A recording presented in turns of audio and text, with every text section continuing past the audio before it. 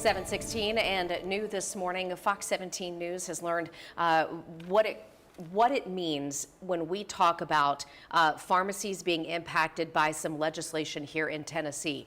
We have lawmakers who want to separate pharmacy owners from pharmacy benefit managers, or something called PBMs. And that is the model that the retail chain CVS uses. CVS tells Fox 17 News they might close more than 100 stores in our state if this bill becomes state law. So joining us this morning is Anthony Pudlo here. He is the Anthony Pudlo. He is the Chief Executive Officer of the Tennessee Pharmacists Association, and he's here to give us some more insight on all of this. Good morning, Anthony. Thank you for joining us. Please tell us exactly, if you can, what exactly is a PBM? What are they and what do they do? Yeah, great question. A PBM, or a pharmacy benefits manager, they're a third-party administrator contracted many times by health plans, employers, even government entities to manage a prescription drug program on behalf of those beneficiaries. PBMs determine many times which pharmacies can be included in a prescription drug network and really how much those pharmacies can be paid for those services. Mr. Pudlo, it sounds like this is something that the average person would never know existed if it wasn't for the headlines about this legislation. Now, my curiosity here, too, lies with why this, why now? Is there some kind of money trail? Is there a legal thing going on here? Why is this an issue now, would you say? Yeah, I think right now, pharmacists across the country have been talking about pharmacy benefit managers and some of the concerns that we've seen in the industry over the last, probably two decades plus.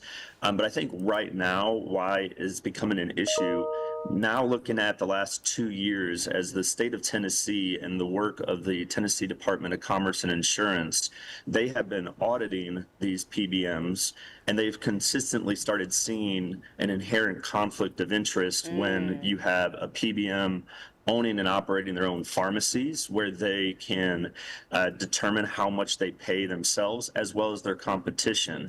And that's what's been coming out of these audits lately, as we've seen certain PBMs paying their own affiliated pharmacies upwards of 10,000, 16,000% more than other pharmacies in the network. Wow. So, Mr. Pudlo, if you can, very quickly, CVS is threatening to close because of this.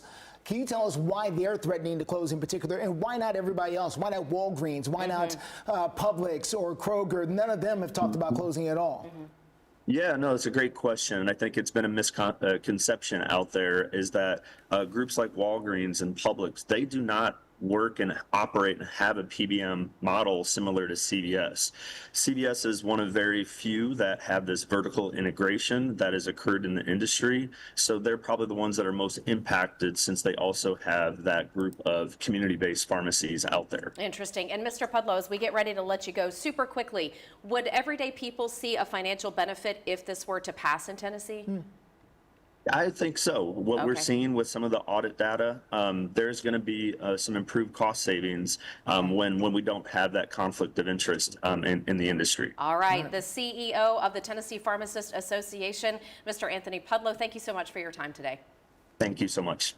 Well, Tennessee is not the only place where this is having an impact here. There's a very similar effort to regulate pharmacy benefit managers that is already facing some legal challenges right next door to Tennessee in Arkansas. As a matter of fact, there's a federal judge that has temporarily blocked a brand new law that would ban PBMs and their companies from owning or operating pharmacies in that particular state.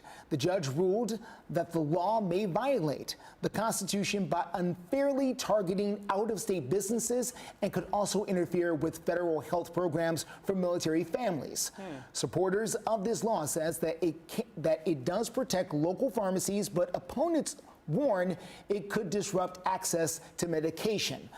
This particular case is now moving through the courts, and I would imagine if Tennessee does pass it, I imagine the similar court challenge could be happening as well.